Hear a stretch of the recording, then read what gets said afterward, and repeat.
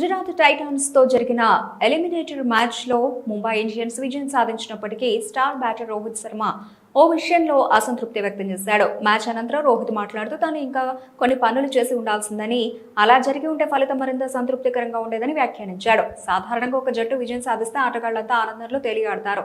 కానీ రోహిత్ శర్మ వంటి అనుభవజ్ఞుడైన ఆటగాడు జట్టు విజయం సాధించినా తను ప్రదర్శన ఆట పట్ల అసంతృప్తి వ్యక్తం చేశాడు. నేను ఆ పని చేసి ఉండాల్సింది అని అనిపించింది అంటూ తన మనసులోని మాటను బయటపెట్టాడు. అయితే ఆయన ఏ నిర్దిష్టమైన విషయం గురించి ప్రస్తావించాడనే పూర్తి వివరాలు తెలియరాలేదు.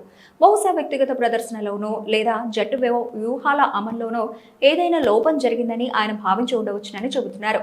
అత్యుత్తమ ప్రదర్శన ఇవ్వాలనే తపన రోహిత్ శర్మ మాటలో స్పష్టంగా కనిపించింది. విజయం సాధించినప్పటికీ ఆట తీరును మెరుగుపరుచుకోవడానికి ఎల్లప్పుడూ ఆస్కారం ఉంటుందనే క్రీడా స్ఫూర్తిని ఆయన వ్యాఖ్యలు ప్రతిబింబిస్తున్నాయని క్రీడా విశ్లేషకులు అభిప్రాయపడుతున్నారు. ఈ అసంతృప్తి భవిష్యత్తు మ్యాచ్లలో మరింత మెరుగైన ప్రదర్శన కనబరచడానికి ఆయనకు ప్రేరణగా నిలుస్తుందని అభిమానులు ఆశిస్తున్నారు.